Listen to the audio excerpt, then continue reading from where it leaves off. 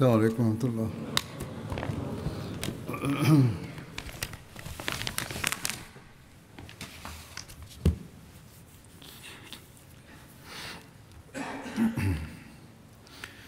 أشهد أن لا إله إلا الله وحده لا شريك له وأشهد أن محمدا عبده ورسوله أما بعد فأعوذ بالله من الشيطان الرجيم بسم الله الرحمن الرحيم الحمد لله رب العالمين الرحمن الرحيم مالك يوم الدين إياك نعبد وإياك نستعين اهدنا الصراط المستقيم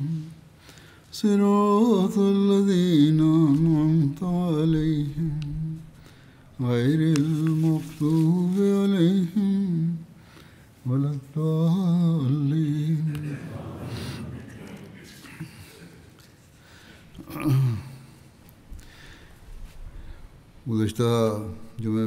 Vendredi dernier, j'ai évoqué la destruction de 3 grandes idoles. Voici des détails supplémentaires à ce propos.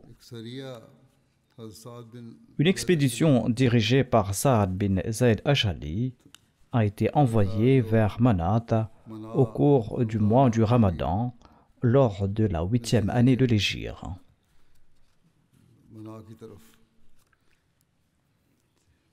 Le saint prophète sallallahu alayhi wa sallam avait donc envoyé Sa'ad bin Zayd le 24 Ramadan pour démolir l'idole nommée Manat.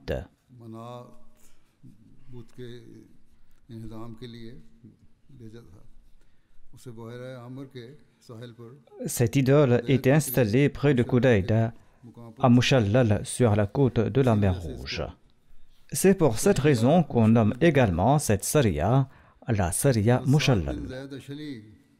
Sa'ad bin Zayd Ash'ali est parti avec 20 cavaliers. Quand il est arrivé sur place, il a trouvé là-bas un gardien. Le gardien a demandé à Sa'ad ce qu'il voulait. Sa'ad a répondu que je souhaite abattre Manat. Le gardien lui a demandé « Toi faire cela est impossible, tu ne peux pas le faire. » Sa'ad s'est approché de l'idole. Le narrateur raconte, mais maintenant on ne sait pas si c'est la réalité ou non, parce que parfois ils embellissent ces récits pour donner de l'effet. Ils rapportent qu'à ce moment-là, une femme noire, nue, aux cheveux ébouriffés, sortit de la pièce, et le gardien a dit à son idole, « Oh Manat, envoie ta colère. » Sa'ad bin Ash'ali a tué ce gardien.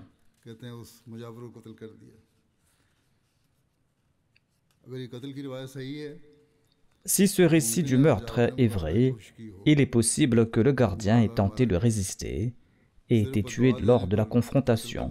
Tué uniquement pour avoir proféré une malédiction, ce n'est pas là un enseignement de l'islam et cela ne semble pas juste également.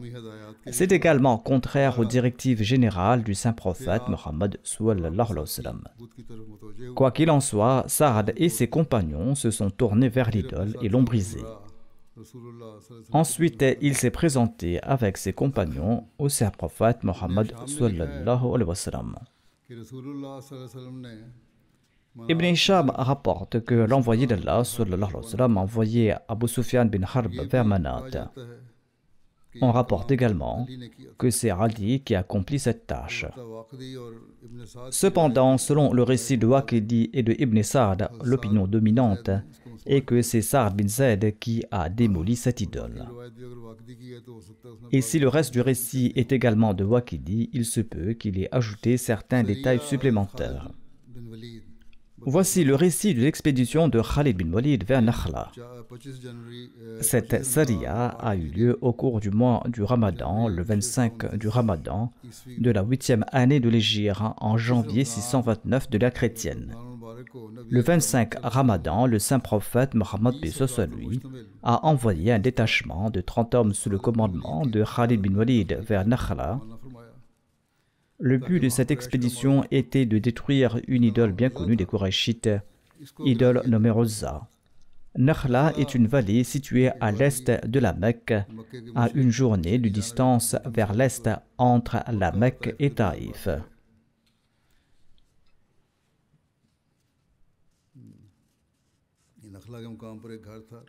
À Nakhla, il y avait une maison dont la garde était assurée par les Banu Shayban. Ils étaient les alliés des Banu Hashim. Al-Uzza était la plus grande idole des Qurayshites. L'imam Bayhaqi a rapporté que son sanctuaire était constitué de 3 arbres d'acacia, c'est-à-dire qu'il y avait des acacias tout autour, et la maison était au milieu. Ibn Ishaq rapporte que lorsque le gardien d'Al-Uzza apprit l'arrivée de Khalid, il accrocha une épée à l'idole et grimpa lui-même sur la montagne. Et il se mit à réciter ce poème dont la traduction est la suivante. Ô Uzza, lance sur Khalid une attaque si violente qu'il ne reste rien. Porte le voile de guerre et relève tes manches. Ô Uzza, si tu ne tues pas cet homme, Khalid, eh bien, rends-le digne d'un péché imminent ou venge-toi de lui. Dès son arrivée à Nakhla, Khalid a coupé les acacias et il a démoli la maison qui contenait l'idole Uzza. Ensuite, il est retourné à la Mecque pour présenter son rapport au saint prophète Mohammed sallallahu alayhi wa sallam. L'envoyé d'Allah, paix soit lui, lui demanda « As-tu vu quelque chose de particulier là-bas » Khalid répondit par la négative. Sur ce, le saint prophète a déclaré que « Tu n'as pas détruit Uzza, retourne-y et extirpe-la complètement. » À l'annonce de cet ordre, Khalid fit immédiatement demi-tour pour exécuter cet ordre. Lorsque les gardiens revirent Khalid, ils grimpèrent sur la montagne en disant « Ô Uzza, détruis-les » ! De ce temple idolâtre, une femme noire aux cheveux ébouriffés est sortie de nouveau. Il est probable qu'il y avait aussi des femmes là-bas. En ces instants, Khalid récitait ces vers. Ô Uzza,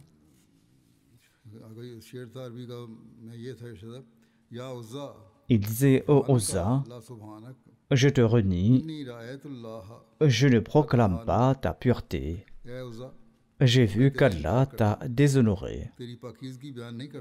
Il a dit, ô Uzza, je te renie, je ne proclame pas ta pureté, et j'ai vu qu'Allah t'a déshonoré. Ensuite, il est retourné et il a présenté ce récit au saint prophète Mohammed sallallahu alayhi wa sallam.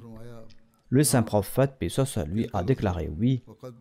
Ceci est Uzza et elle a désespéré du fait qu'il n'y aurait plus d'adoration pour elle dans vos villes. On trouve également mention de l'expédition d'Amr bin al-As vers Suwa.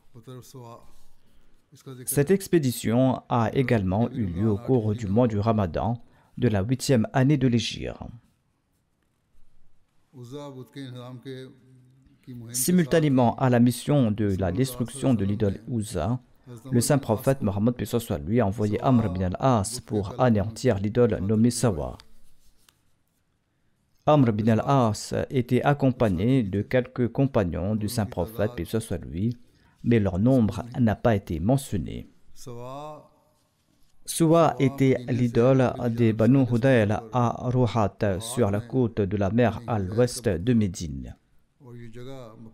Et cet endroit se trouvait à 3000 de la Mecque. Il y avait là-bas la statue qui avait la forme d'une femme et les gens la vénéraient et en faisaient le tour. Ces gardiens étaient les Banu Lahyan, une branche des Hudayl. Le Saint-Coran mentionne certaines idoles par leur nom, y compris cette idole. Ainsi, il est dit dans la sourate Nuh, وَقَالُوا لَا تَذَرُنَّ آلِهَتَكُمْ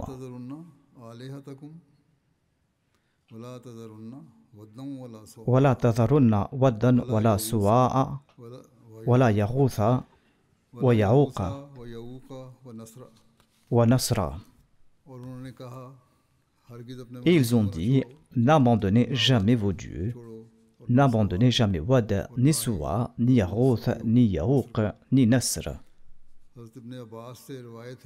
Ibn Abbas rapporte que les idoles adorées par le peuple de Noé furent adoptées par les Arabes.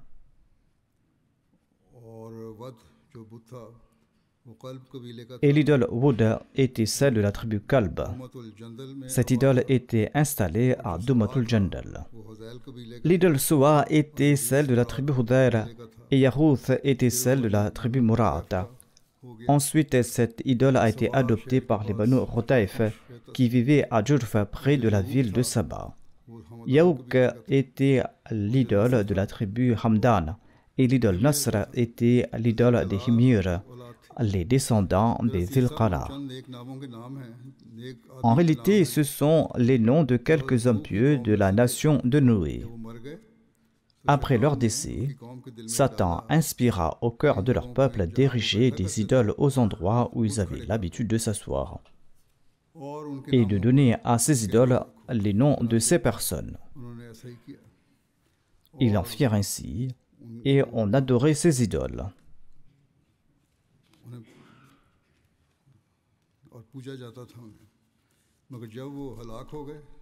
Ils n'adoraient pas ces hommes, mais quand ces hommes moururent et que les informations originales disparurent, on commença à adorer leurs statues, leurs idoles, ou à fabriquer leurs modèles et à les adorer en leur donnant ces noms. Lorsque Amr bin al-As arriva au lieu dit Rohad près de Souwa, il y trouva son gardien. Il lui dit qu'il était venu briser cette idole sur l'ordre du saint prophète Mohammed sallallahu alayhi wa sallam. Le gardien répondit que tu ne serais absolument pas capable de la briser. Quand il lui a demandé la raison, le gardien a répondu on vous empêchera certainement. Il a dit malheur à toi. Est-ce que cette idole peut entendre ou voir? Ensuite Amr s'est avancé et l'a brisée. Et il a dit à ses compagnons de démolir aussi la cellule construite à ses côtés. Et ils l'ont démolie. Ensuite, il a demandé à ce gardien, maintenant dis-moi. Sur ce, en voyant l'état de sa divinité, eh bien le gardien s'est exclamé aussitôt, j'obéis à Allah et j'embrasse l'islam.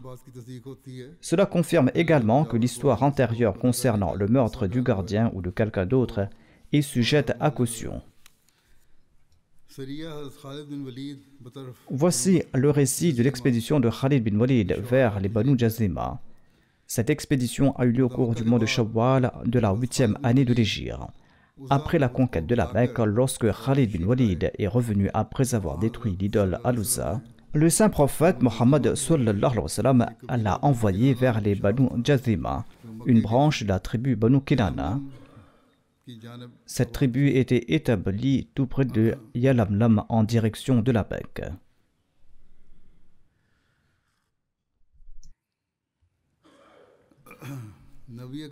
Le saint prophète Mohammed paix soit sur lui a dit à Khalid, invite cette tribu à l'islam. Et il a également dit qu'il ne fallait pas les combattre. Ceci était toujours l'instruction fondamentale du saint prophète Mohammed paix soit sur lui. Il ne faut jamais l'oublier, notamment qu'il ne faut pas combattre. Khalid bin Walid est parti avec 350 hommes de parmi les Muhajirin et les Ansar et les Banu Sulaym. Khalid bin Walid est arrivé sur place et là-bas, il a vu que les gens étaient armés et qu'ils étaient prêts à lancer des attaques. Khalid leur a dit de déposer les armes, car les gens avaient déjà embrassé l'islam. En entendant ces paroles de Khalid, un homme parmi sa tribu nommé Hajdam s'est levé. Il s'est adressé à sa tribu en disant « Ô Banu Jazima, ne déposez pas les armes. Il s'agit de Khalid. Après avoir déposé vos armes, vous serez confrontés à l'arrestation et à la mort. C'est pourquoi moi je ne vais pas déposer mes armes. Les autres ont tenté de faire comprendre à Hajdam en lui disant: pourquoi es-tu déterminé à faire verser notre sang? Dépose tes armes. Et les gens ont continué à le persuader jusqu'à ce qu'il lui prenne ses armes. Après avoir jeté leurs armes, ces gens ont été faits prisonniers. Ceci a été rapporté et chaque musulman a reçu 1 ou 2 prisonniers et ils sont restés en captivité toute la nuit. Peut-être qu'ils ont été emprisonnés parce qu'ils avaient pris les armes et qu'on ne connaissait pas leur intention. Quoi qu'il en soit, selon un récit, lorsque Khalid est arrivé sur les lieux et les a invités à se convertir à l'islam, ils ont dit « Aslamna », nous avons embrassé l'islam. Au lieu de dire « Aslamna », c'est-à-dire « nous sommes soumis », ils ont commencé à dire « Sabarna, Sabarna », c'est-à-dire « nous avons apostasié notre religion d'antan, nous avons abandonné notre ancienne religion ». Khalid a alors eu la mauvaise impression qu'ils n'étaient pas des musulmans. Il a donc émis un décret pour les tuer. Ceci est l'interprétation qui est avancée. Ibn Sa'd a rapporté que lorsque Khalid est arrivé auprès d'eux, il leur a demandé aux gens à quelle religion il appartenait. Ils ont répondu qu'ils étaient musulmans et qu'ils priaient. Khalid a demandé « Eh bien, pourquoi avez-vous pris vos armes ?» Ils ont répondu que « Nous avons une inimitié ancienne avec une tribu arabe. Nous craignons que ce ne soit cette tribu ennemie. C'est pour cette raison que nous avons pris nos armes. » Il semble que Khalid était prudent face à cette situation et qu'il avait des doutes dans son esprit concernant ces gens. Si l'on doit présenter une justification à cet acte de Khalid. En tout cas, quoi qu'il en soit, les récits indiquent que ces prisonniers priaient et semblaient être des musulmans. Mais il est fort possible que certains de ces prisonniers étaient comme Hajdam lui-même et ceux qui l'approuvaient, et que ces gens faisaient preuve de rébellion. Cependant, Khalid n'était pas rassuré par eux, et leur cri « Sabarna, Sabarna » l'a alerté. C'est pourquoi, à la fin de la nuit, il a émis le décret stipulant que l'exécution de ces prisonniers semblait être la solution appropriée. Certains musulmans ont tué leurs prisonniers, mais le groupe des Muhajirin et les Ansar, les anciens musulmans, n'a pas approuvé l'avis de Khalid, et les Muhajirin et les Ansar n'ont pas tué leurs prisonniers. Abu Usaid Saïdi, le chef des Ansar, est parti voir Khalid bin Walid et il lui a dit que c'était des musulmans et qu'il n'était pas juste de les tuer. Abdullah bin Omar, Salema, Maula Abu Hudhaifa n'étaient pas non plus d'accord avec l'opinion de Khalid et ils ont empêché leurs compagnons respectifs de tuer leurs prisonniers. L'un de ces prisonniers libérés est arrivé à Médine et il a exposé la situation au saint prophète Mohammed sallallahu alayhi wa sallam. Le saint prophète a demandé si personne n'avait contredit ou arrêté Khalid.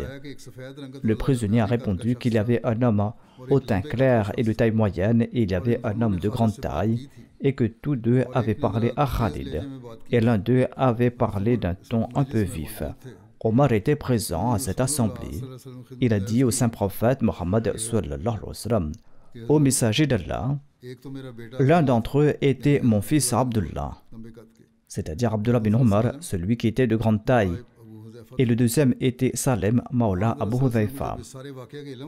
Lorsque le saint prophète Mohammed lui a appris à propos de cette situation, il était très peiné.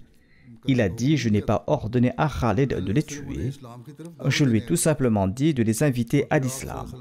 Ensuite, le saint prophète Mohammed lui a levé ses deux mains et il a invoqué 2 fois Allah en disant: Ô Allah, je désavoue devant toi ce qu'a fait Khalid.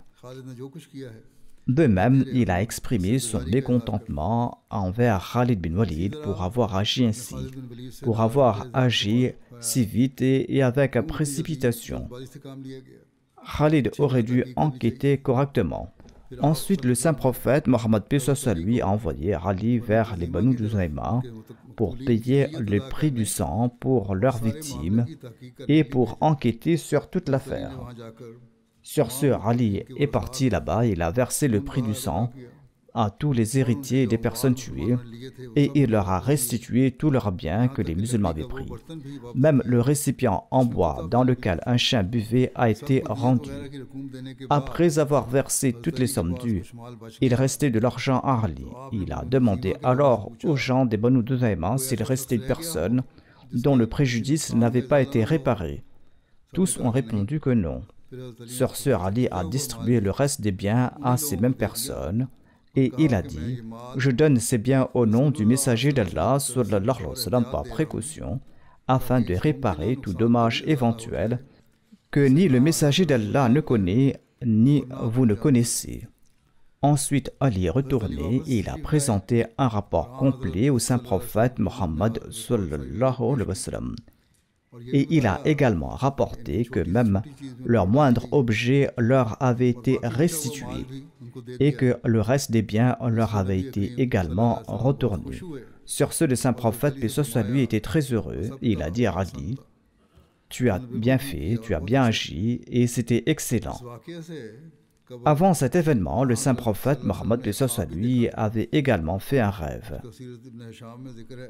Ce rêve est mentionné dans la Sira Ibn Hisham. Le saint prophète, paix soit lui, a dit « J'ai rêvé que je mangeais du haïs, un plat composé de dattes, de fromage et de ghee. J'en ai pris une bouchée et je l'ai trouvé délicieux, mais quand je l'ai avalé, une partie est restée coincée dans ma gorge. » Sur ce, Ali a tendu sa main et l'a fait sortir. Abu Bakr a interprété ce rêve en disant au messager d'Allah sallallahu alayhi wa sallam, il s'agit en fait d'un détachement que vous allez envoyer. Certaines choses vont vous plaire et d'autres seront discutables et vont vous déplaire. Ensuite, vous allez envoyer Ali et il va faciliter les choses, c'est-à-dire qu'il va régler la situation. Ainsi, ce rêve s'est réalisé à travers les événements de cette expédition. Se référant à l'explication du Sahih al-Bukhari, Sayyid Zainul Abidin Waliullah Shah Sahib, une figure bien connue de la Jamaat, qui a également écrit une explication du Sahih al-Bukhari, écrit après avoir analysé tout cela, que les Tabaqat Ibn Sa'd et la Sira Ibn Hisham mentionnent toutes deux cette mission. Après la conquête de la Mecque, le saint prophète, paix soit lui, a envoyé des détachements dans différentes régions afin d'évaluer la volonté des tribus de se convertir à l'islam. Leur but était d'évaluer leur volonté de se convertir à l'islam et non pas les forcer à devenir musulmans. Par conséquent, l'envoi de Khalid bin Walid au Banu Jazima s'inscrivait également dans ce but. Tabaqat ibn Sa'd déclare explicitement cela en ces termes. Il est dit Ba'athahu ila Bani Jazima da'yan ila l'islam walam yab'athu muqatila. C'est-à-dire que le saint prophète, paix soit lui, a envoyé Khalid bin Walid chez les Banu Jazima, une tribu des Banu Kinana, en Shawwal de la 8e année de l'Hégire avec 350 Muhajirin et Ansar. Cette tribu était installée tout près de Yalamlam, près de la Mecque, et ils ont été envoyés là-bas, non pas pour combattre ces gens, mais pour prêcher le message de l'islam. Cette tribu était attirée par l'islam. Cette expédition est également connue sous le nom de Yamul Rumaysa. Rumaysa fait référence à l'eau qui sort d'une source. Il y avait un endroit dans le désert, près de la Mecque, un endroit où vivaient les Banu Jazima. Abdullah bin Omar, le narrateur de ce récit, était présent lors de cette expédition. Son récit est concis. Ibn Ishaq a relaté les détails de l'événement, révélant qu'une partie spécifique des Banu Jazima avait refusé de se convertir à l'islam, tandis que la plupart étaient déjà musulmans. Ceux qui ont nié l'islam se sont armés et ils ont commencé à se battre, ce qui a conduit Khalid bin Walid à les affronter. Après leur défaite, ils ont été faits prisonniers. Parmi eux, certains, se voyant encerclés, ont commencé à exprimer leur islam avec les mots « Saba'na, Saba'na ».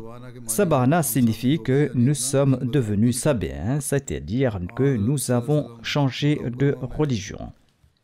À la Mecque, on se moquait du saint prophète Mohammed, paix soit lui, en l'appelant sabéen ou sabi, et les gens étaient incités à détester ce mot en disant qu'il avait changé de religion. Quoi qu'il en soit, ceux qui se battaient n'ont pas exprimé clairement et sincèrement leur conversion à l'islam. Ils se sont mis plutôt à utiliser le terme sabana, une phrase par laquelle ils cherchaient à se protéger d'être tués au combat, mais ils n'ont pas réussi. Abdullah bin Omar a rapporté qu'il n'avait pas tué ses prisonniers suite au message de Khalid bin Walid. Il a mentionné cet incident au saint prophète Mohammed sallallahu alayhi wa sallam, sur quoi le saint prophète Mohammed lui a levé ses mains vers le ciel et il a exprimé son désaveu et sa colère envers Khalid bin Walid. Selon Ibn Ishaq et Ibn Sa'ad, des guerriers des tribus Banu Sulaym et Mudlij étaient également inclus parmi les combattants. Et à l'instar des Banu Juzima, il appartenait à une branche des Banu Kinana. Ils avaient déjà subi des pertes face aux Juzima lors d'une bataille précédente. Lorsque les Banu Juzima ont vu les Banu Sulaym et les Banu Mujlid avec l'armée des combattants de l'islam, ils se sont armés pour les affronter. Khalid leur a dit que les gens sont devenus musulmans, pourquoi donc livrer bataille, déposez vos armes. Comme mentionné précédemment, le chef Rajdam leur a conseillé de ne pas se rendre, sous peine d'être tués ou d'être emprisonnés. Certains membres de la tribu l'en ont empêché et ont déclaré pourquoi provoquer un bain de sang. Les gens se sont convertis à l'islam. D'après le récit d'Ibn Hisham, il s'agissait également d'une question de vengeance pour certains massacres entre les tribus Banu Kinana. C'est pourquoi certains se sont battus et ont été tués et ont été faits prisonniers. Il semble que des guerriers de la tribu des Banu Sulaym, se basant sur une fatwa de Khalid bin Walid, aient tué certains de leurs prisonniers dans le cadre d'une ancienne vengeance, considérant leur profession d'islam comme de l'hypocrisie. Cependant, les Muhajirin et les Ansar n'ont pas accepté cette fatwa de Khalid. Et ils ont libéré leurs prisonniers après qu'ils aient professé l'islam en prononçant les mots submentionnés. Et ils les ont libérés au lieu de les tuer. La fatwa du saint prophète Mohammed sallallahu alayhi wa sallam est claire. Le récit rapporté par Abdullah bin Omar montre également que l'ordre de tuer les prisonniers ne venait pas de Khalid bin Walid. C'était plutôt une fatwa avec laquelle la majorité des compagnons n'étaient pas d'accord. Si c'était un ordre, tout le monde l'aurait suivi et personne ne s'y serait opposé. Mais Khalid a commis une erreur en émettant cette fatwa pour certaines raisons et le saint prophète Mohammed lui a été profondément affecté par cette erreur de Khalid et il a envoyé Ali pour rectifier la situation. Il s'est rendu sur place et il a payé le prix du sang pour chaque enfant jusqu'à verser le prix du sang même pour les chiens de ceux dont les chiens ont été tués. Ceci est rapporté par la Sira d'Ibn Hisham. En plus du prix du sang obligatoire, il leur a offert une somme d'argent supplémentaire. L'imam Bakir a également mentionné que Ali a réparé les dommages. Que Khalid bin Walid ait commencé à les tuer ou à les faire prisonniers lors de la bataille ne signifiait pas qu'il commençait à les tuer même après qu'ils aient déposé les armes. Parmi les récits qu'Ibn Sa'ad a transmis à ce sujet, il y a le récit d'Ibn Ishaq concernant Ibn Abi Hadrat Aslami. Il était présent lors de cette expédition. Le récit d'Ibn Sa'ad montre que certains ont combattu et il est également mentionné que Khalid, voyant les Banu Jazima armés, il leur a demandé que « Pourquoi est-ce que vous portez ces armes ?» Ils ont répondu qu'il y avait une ancienne inimitié entre nous et certaines tribus arabes et nous avions peur que vous soyez de ces gens-là. C'est pourquoi nous nous sommes armés. Khalid bin Walid a ordonné qu'ils soient faits prisonniers. Leurs bras ont été liés et ils ont été répartis parmi ses compagnons. L'imam Ibn Hajar a rapporté cette référence en écrivant que les combattants se sont rendus après la bataille. Dans le récit de l'imam Bukhari, il y avait une certaine concision et dans le récit du livre Al-Maghazi, les événements rapportés n'ont pas non plus de lien clair. Cependant, il ressort globalement que l'affrontement qui a eu lieu lors de cette campagne de prédication était certainement lié à un conflit sanglant de l'époque pré-islamique. Et il est difficilement concevable que des prisonniers aient été tués uniquement en raison d'un désaccord concernant le mot sabana. surtout lorsque les Muhajirin et les Ansar étaient ouvertement contre l'avis mentionné ci-dessus. Khatabi déclare que le saint prophète Mohammed lui a déclaré: « Ô Allah, je me désolidarise de ce qu'a fait Khalid. » Il apparaît clairement de ces paroles qu'il a désapprouvé la hâte de Khalid dans sa décision et son manque d'enquête sur le terme sabarna. Il était du devoir de Khalid de s'assurer complètement de ce que signifiait le terme sabarna pour ceux qui l'avaient utilisé.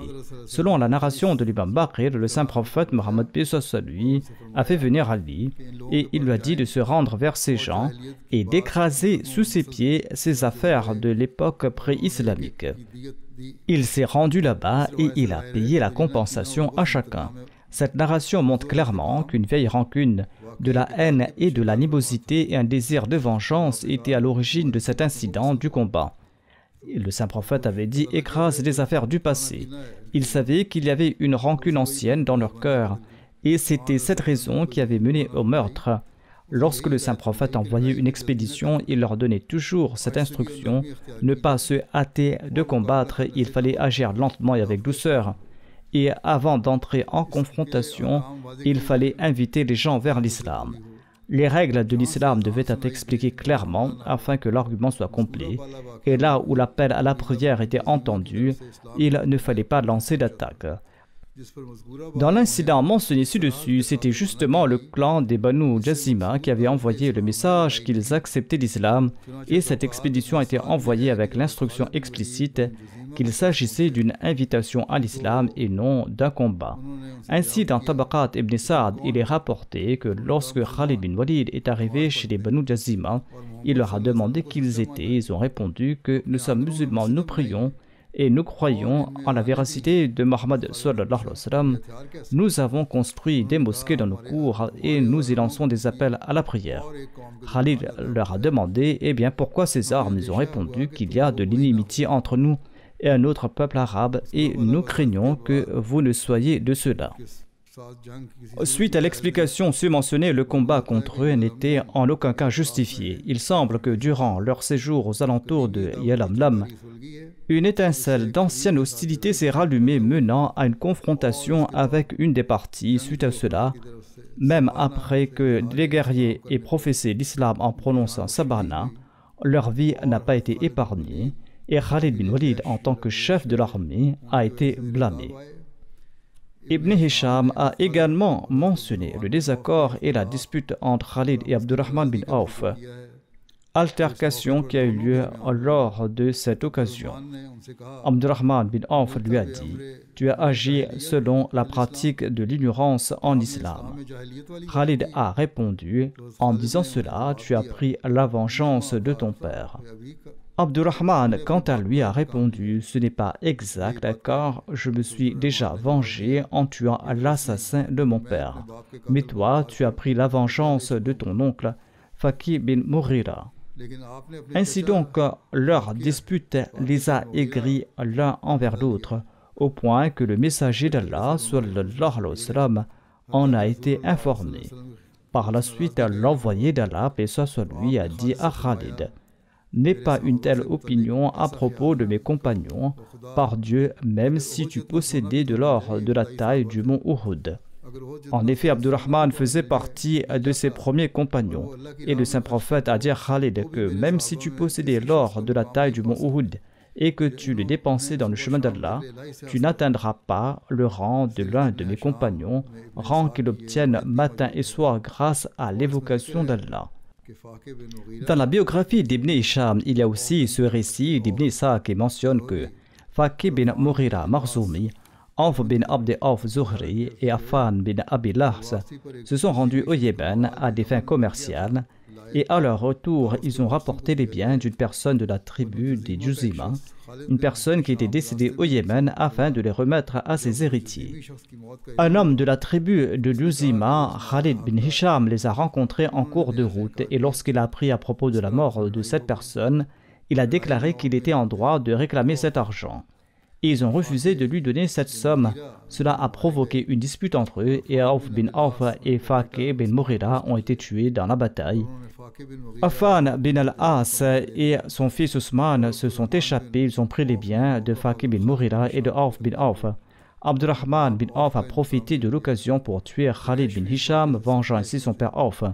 Les Qurayshites étaient furieux de cet incident et ils ont voulu venger leur mort et leur perte financière en attaquant la tribu des Banu Juzima. Mais les Banu Juzima ont déclaré que le meurtre de leur homme était un incident isolé, sans intention de leur part, et qu'ils n'en avaient pas connaissance. Nous paierons le prix du sang des victimes et les dommages financiers.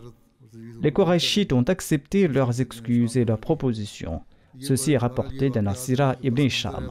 En tout cas, ce sont là des événements qui constituent le contexte de certaines inimitiés et des raisons derrière cette hostilité. Cet événement est le contexte qui a fait de Khalid bin Walid une cible de critiques et c'est pour cette raison que les compagnons n'étaient pas satisfaits de la décision de Khalid. Quoi qu'il en soit, aucune excuse ne peut être invoquée en faveur de Khalid, car il a été envoyé uniquement dans le but d'inviter les gens à l'islam, et cela n'autorisait aucune forme de contrainte.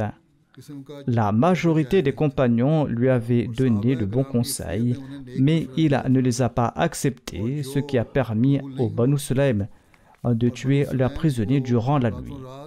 Dans une narration d'Ibn Ishaq, on rapporte l'excuse de Khalid bin Walid, disant qu'il avait combattu les gens sur le conseil d'Abdullah bin Hudhafa Sahmi, voyant leur refus d'embrasser l'islam. Ibn Ishaq s'exprime ainsi: certains excusant Khalid pour ses meurtres affirment qu'Abdullah bin Hudhafa Sahmi lui avait dit que le saint prophète Mohammed lui avait ordonné de tuer ces gens s'ils refusaient d'embrasser l'islam. Mais cette excuse n'est pas valable car Khalid était le chef et non Abdullah bin Hudhafa Sahmi. Que l'erreur ait été commise intentionnellement ou par interprétation, le chef de l'armée en était responsable, surtout quand le saint prophète Mohammed lui, après enquête, a exprimé une vive colère contre Khalid et lorsqu'il a annoncé sa désapprobation. Quoi qu'il en soit, nous devons accepter la décision du saint prophète Mohammed lui, et cet événement n'était pas anodin au point qu'après une décision prophétique, on cherche des excuses pour savoir si Khalid avait raison ou tort. Le saint prophète Mohammed lui a dit: tu as commis une erreur, et il a exprimé sa désapprobation et cela nous suffit. Quoi qu'il en soit, chercher des excuses porterait atteinte à l'enseignement fondamental de l'islam concernant la liberté religieuse. Le saint prophète Mohammed lui n'a autorisé la guerre qu'avec ceux qui se battaient et il a ordonné la douceur dans la diffusion du message de l'islam. Après la conquête de la Mecque, le saint prophète a envoyé de nombreuses missions auprès des tribus arabes dans le but de les inviter à l'islam. Et il a donné des instructions claires aux chefs de ces délégations, notamment qu'ils devaient éviter les combats. Il est clairement stipulé dans les livres sur les campagnes militaires et l'histoire que ces délégations ont été envoyées uniquement pour inviter les gens à l'islam. Les récits de la Sira ibn Hisham et les Tabaqat ibn Sa'd l'ont déjà mentionné. L'érudit Tabari a également expliqué cela en ces termes, notamment que le saint prophète, paix soit lui, a envoyé ses détachements autour de la Mecque afin qu'ils détournent les gens de l'idolâtrie et afin qu'ils les invitent à adorer Allah le Très-Haut. Le saint prophète n'avait jamais ordonné à ses détachements de mener le combat. Quoi qu'il en soit, les mollahs extrémistes d'aujourd'hui utilisent ces faits comme preuve pour justifier le meurtre et le combat. Mais l'enseignement très clair du saint prophète, paix soit lui, est que l'on ne doit pas combattre celui qui ne combat pas, et que cela est un crime. Le récit submentionné d'Imam Bukhari confirme également que Khalid bin Walid a été envoyé vers les Banu Juzima pour inviter les gens à l'islam. Il est dit « Fada'ahum ila l'islam » et conformément à cet ordre, il a invité ces gens à l'islam. Ils n'ont pas pu clairement déclarer que nous sommes devenus musulmans et pris de panique. Ils ont dit tout simplement que nous avons changé de religion. Cette phrase ne concernait pas toute la tribu car la plupart d'entre eux s'étaient déjà convertis auparavant.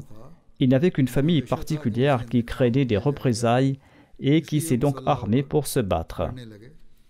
Voyant sa défaite dans la bataille, ils ont exprimé leur conversion à l'islam en disant Sabana. Le récit de l'imam Bukhari est d'une concision extrême et il n'a accepté que les récits qui répondaient à ses critères d'authenticité. Hashdam avait conseillé à sa tribu de ne pas se rendre mais de résister. Cela montre aussi qu'il craignait des représailles suite à une effusion de sang antérieure. Dans le premier récit d'Ibn Ishaq, ces mots sont rapportés ainsi. Ô Banu Jazima, rappelez-vous, c'est Khalid. Après la reddition, il y aura emprisonnement, ensuite décapitation. Certaines personnes de sa tribu l'ont attrapé et lui ont dit qu'il voulait une effusion de sang. Les gens sont devenus musulmans, ils ont déposé les armes. La guerre est finie et il y a la paix. Les gens ont continué à le persuader et lui ont pris ses armes et sur l'ordre de Khalid, les autres ont également déposé leurs armes. Ceci est mentionné ainsi dans la Sira d'Ibn Hisham. Cette déclaration montre que les craintes de Hashdam n'étaient pas sans fondement. Il semble que les compagnons soient restés là un certain temps dans le but d'enseigner la religion islamique aux nouveaux convertis de la tribu. Ceci est clair grâce à ces paroles que l'on trouve dans le récit Hatta idha kana yaman amra Khalidan. Ainsi donc, pendant son séjour, une situation désagréable s'est produite qui a entraîné une guerre avec les membres de la tribu. Certains ont été vaincus, ils ont été faits prisonniers, et lorsque les prisonniers ont été remis aux mains des combattants, il n'est pas improbable que certains aient saisi l'occasion pour assouvir une vieille rancune et qu'ils les aient tués. Ibn Hisham a également mentionné à ce sujet une interprétation du rêve du saint prophète Mohammed lui par Abu Bakr, rapporté par Ibrahim bin Ja'far Mahmoudi que j'ai déjà évoqué précédemment. Notamment, le saint prophète a pris quelques bouchées d'un plat de dattes, de sattou et de ghee, un repas qui était délicieux, mais à la fin une bouchée s'est coincée dans sa gorge et Ali l'a retirée avec sa main. Abu Bakr a interprété cela comme lié à une délégation de Tablir et il a conseillé d'envoyer Ali pour réparer l'erreur de Khalid. Ce rêve montre également que l'incident concerne une partie limitée de la tribu Jazima et des prisonniers spécifiques. Ce n'est pas que tous les prisonniers ont été tués tout simplement pour avoir dit Sabana. En réalité, ces gens n'étaient pas entrés dans l'islam et la peur de la vengeance passée était si forte dans leur esprit qu'ils se sont battus pour se défendre. Ils craignaient que certains hommes des Banu Sulaym bin Mansour et de Mujrij bin Mouri, qui faisaient partie de l'armée de Khalid, ne se vengent. Ce sont donc les membres de la tribu Sulaym qui ont tué leurs prisonniers pendant la nuit pour se venger. Aucun des Muhajiroun ou des Ansar n'a tué ces prisonniers, mais ils les ont libérés, mettant en pratique les préceptes du saint prophète Mohammed lui et son bel exemple. Cette exégèse de Bukhari a également été rédigée par Hazrat Waliullah Shah Saheb. Et de plus, il a écrit cette note savante qui indique clairement que Khalid bin Walid n'avait aucune mauvaise intention. Il s'agissait en fait d'une erreur d'interprétation de sa part et d'une décision précipitée.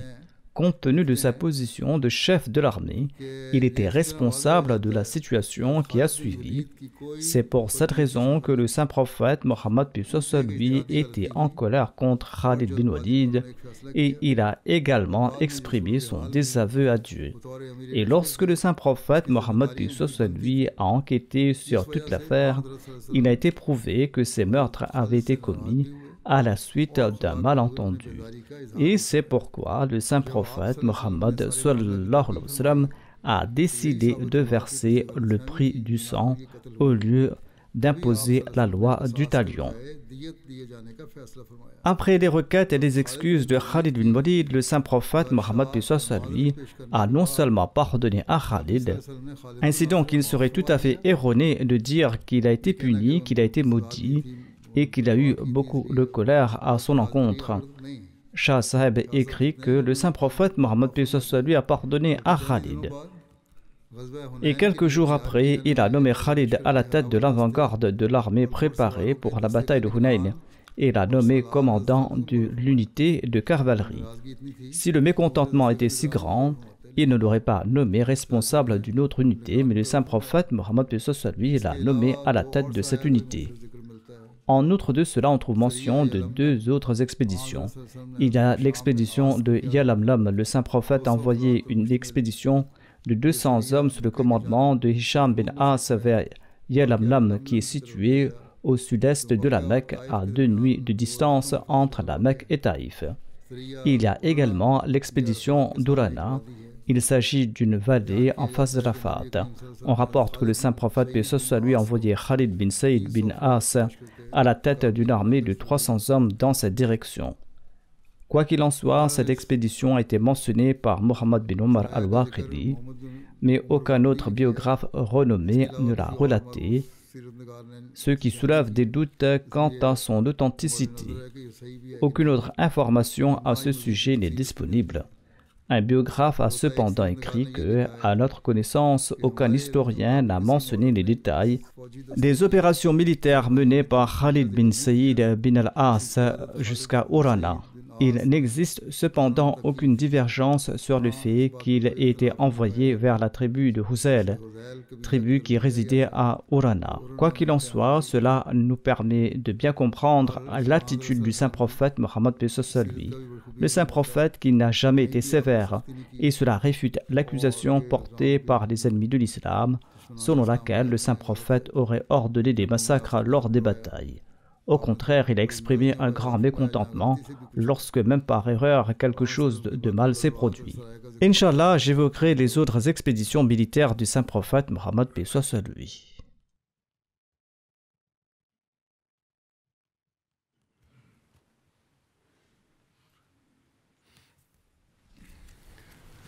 Alhamdulillah. الحمد لله نحمده ونستعينه ونستغفره ونؤمن به ونتوكل عليه ونعوذ بالله من شرور أنفسنا ومن سيئات أعمالنا من يهده الله فلا مضل له ومن يضلل فلا هادي له ونشهد أن لا إله إلا الله ونشهد أن محمدا عبده ورسوله عباد الله رحمكم الله إن الله يأمر بالعدل والإحسان وإيتاء ذي القربى